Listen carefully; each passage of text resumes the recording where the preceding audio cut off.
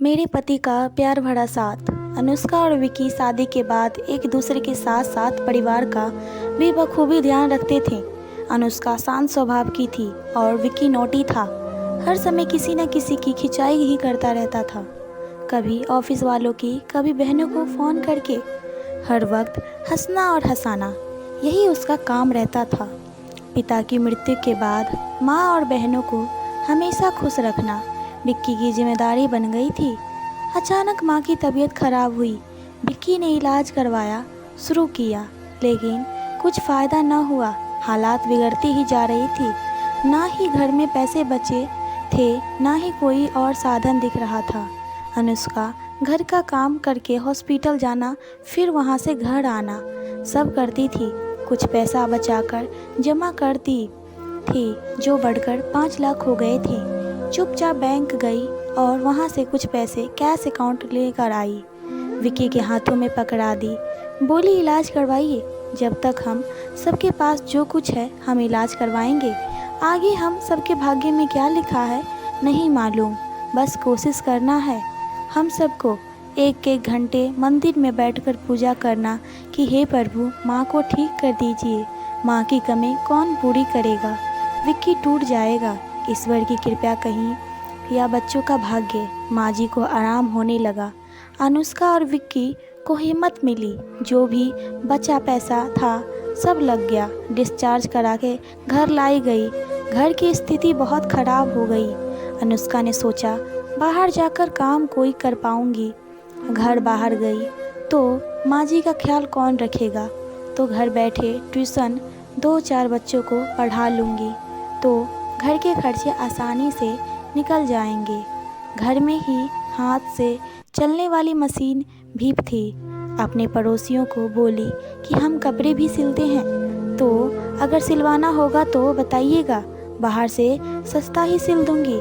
भाभी धीरे धीरे 2-3 बच्चों को भी पढ़ मिले और सिलाई के कपड़े भी, तो आराम से माँ की दवा और घर का खर्चा निकाल लेती थी। एक दिन विक्की ने पूछा, आजकल तुम मुझसे पैसे नहीं मांगती हो, माँ की दवा भी नहीं लाने देती हो। माँ के लिए आखिर तुम कैसे सब मैनेज कर रही हो। तो इतना पूछने पर अनुष्का ने बताया कि 2-3 बच्चे आ जाते हैं ट्यूशन के, तो कुछ वहाँ से आ जाता है। कुछ कपड़े सिलाई करवा लेती हूँ। एक मास्टर जी बूढ़े थे, उनको भी पैसे की ज़रूरत थी तो उन्हें को रख लिया। उन्हें मिल जाता है 4 पैसा। हमें भी इसी तरह से काम चल रहा है।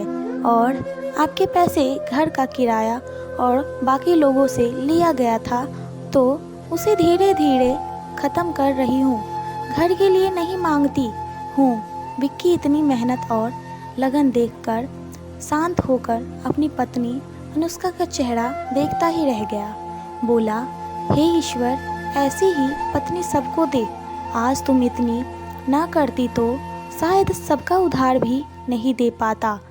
माँ की दवा, घर का खर्चा बहुत आसान होता है। आज तुम्हारे सपोर्ट से मुझे बहुत हिम्मत मिली।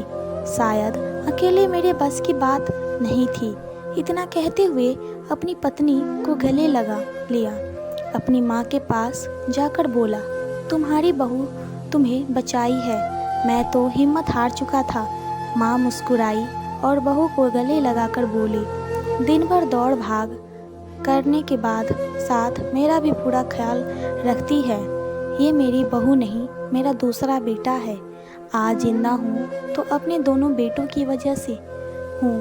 तीनों लोगों की आंखें खुशी के आंसू से डबडबा गई।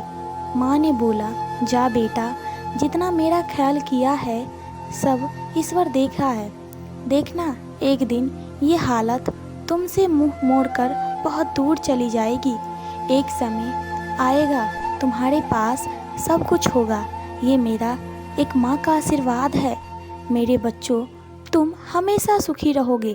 तो दोस्तों, आज की ये छोटी सी प्रेरणादायक कहानी आपको कैसी लगी हमें कमेंट करके बताएं। कहानी पसंद आए तो चैनल को लाइक शेयर एंड सब्सक्राइब करके प्लीज़ हमें सपोर्ट करिए।